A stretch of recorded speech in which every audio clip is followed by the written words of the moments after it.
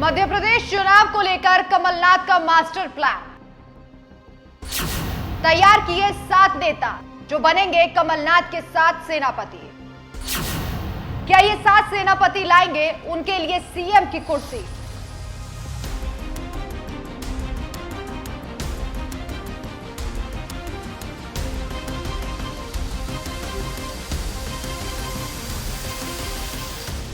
नमस्कार, मैं हूं आपके साथ राखी लांबा। मध्य प्रदेश में चुनावी बिगुल बज चुका है। बीजेपी जहां कमजोर पड़ती दिखाई दे रही है तो वहीं कांग्रेस का भौकाल देखने को मिल रहा है। बीजेपी ने जहां अब तक डिसाइड तक नहीं किया है कि सीएम का चेहरा कौन होगा, तो वहीं कांग्रेस की तरफ से तो क्लियर ही है कि कमलनाथ ही बीजेपी को चुनौती देने वाले हैं और सीएम फेस भी वही होंगे, जिसके लिए कमलनाथ ने 7 सेनापति भी तैयार कर लिए हैं जो उनके लिए सीएम की कुर्सी छीन कर लाएंगे। दरअसल एबीपी की एक रिपोर्ट के मुताबिक कांग्रेस की हालिया जन आक्रोश रैली अब तक 11,400 किलोमीटर से ज्यादा का सफर तय कर चुकी है। इस यात्रा को 7 अलग अलग इलाकों में निकाला जा रहा है, जिसकी कमान कमलनाथ ने इन्हीं 7 नेताओं को सौंप दी है और कमलनाथ को सीएम की कुर्सी तक पहुंचाने में इन 7 नेताओं की महत्वपूर्ण भूमिका रहने वाली है। अरुण यादव, बुंदेलखंड, निमाड़। कमलनाथ से पहले अरुण यादव ही मध्य प्रदेश कांग्रेस के अध्यक्ष थे। राजनीति इन्हें विरासत में मिली है। इनके पिता भी मध्य प्रदेश में सहकारिता के बड़े पद के नेता थे। ऐसे में वक्त ऐसा भी आया था जब 2009 में खंडवा से सांसद बने अरुण यादव को मनमोहन सरकार में राज्य मंत्री बनाया गया था। अभी फिलहाल उन्हें निमाड़ और बुंदेलखंड की जिम्मेदारी दी गई है।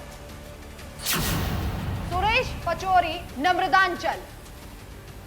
इन्हें एक वक्त पर कांग्रेस का स्टार चेहरा कहा जाता था। इतना ही नहीं, सुरेश पचौरी दिग्विजय सिंह के भी खास माने जाते हैं। ये मनमोहन सरकार में मंत्री भी थे।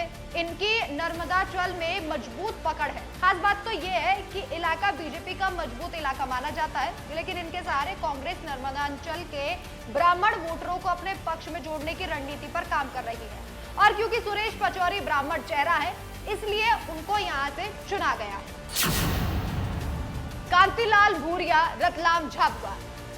ये मनमोहन सरकार में कैबिनेट रैंक के मंत्री रह चुके हैं और अभी कांतिलाल भूरिया मध्य प्रदेश कांग्रेस कैंपेन कमेटी के चेयरमैन हैं। इनको चुनने का मेन मकसद आदिवासी बेल्ट में क्लीन स्वीप की रणनीति पर काम करना है और इनके सहारे कमलनाथ ये करने वाले हैं।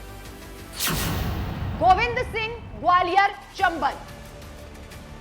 अभी फिलहाल गोविंद सिंह मध्य प्रदेश विधानसभा के नेता प्रतिपक्ष हैं, जिन्हें ग्वालियर चंबल की जिम्मेदारी दी गई है। वही कमलनाथ और दिग्विजय सिंह की जब सरकार थी तब ये मंत्री भी थे। जब कांग्रेस विपक्ष में आई थी तब कमलनाथ ने उन्हें नेता प्रतिपक्ष की कुर्सी दी थी और अब इन्हें ग्वालियर चंबल की जिम्मेदारी मिली है। अजय सिंह, विंध्या, रीवा। अभी फिलहाल ये विंध्य इलाके में जन आक्रोश यात्रा निकाल रहे हैं। ये भी मध्य प्रदेश विधानसभा के नेता प्रतिपक्ष रह चुके हैं। ब्राह्मण वोटरों में सेंध लगाने के लिए अजय सिंह का सहारा लिया जाएगा और तो और अजय सिंह के साथ कई ब्राह्मण नेताओं को भी मैदान में उतारा गया है। कमलेश्वर पटेल, महाकौशल। अभी कमलेश्वर पटेल राष्ट्रीय स्तर पर तेजी से उभर कर सामने आ रहे हैं। ये भी कमलनाथ सरकार में मंत्री रह चुके हैं। अभी इन्हें महाकौशल की जिम्मेदारी भी मिली है। इनके सहारे कांग्रेस ओबीसी समुदाय का वोट साधना चाहती है। जीतू पटवारी, मालवा। इन्हें कांग्रेस का फायर ब्रांड नेता कहा जाता है। जीतू पटवारी जन आक्रोश यात्रा में सबसे ज्यादा सुर्खियों में है, क्योंकि उन्हें इस यात्रा के जरिए अभी तक वो 25 विधानसभा सीटों का दौरा कर चुके हैं। उन पर मालवा की कमान सौंपी गई है। मालवा कांग्रेस के लिए बेहद जरूरी है और चुनौती भरा इलाका भी रहा है, क्योंकि ज्योतिरादित्य सिंधिया के साथ आने के बाद बीजेपी यहाँ और भी ज्यादा मजबूत हो गई है। ऐसे में इसलिए इसका जिम्मा जीतू पटवारी को दे दिया गया है। तो ये वो सेनापति है जो कमलनाथ को मध्य प्रदेश की सीएम की कुर्सी तक पहुंचाएंगे। आपकी इस खबर के बारे में क्या राय है, हमें कमेंट करके जरूर बताएं। नमस्कार।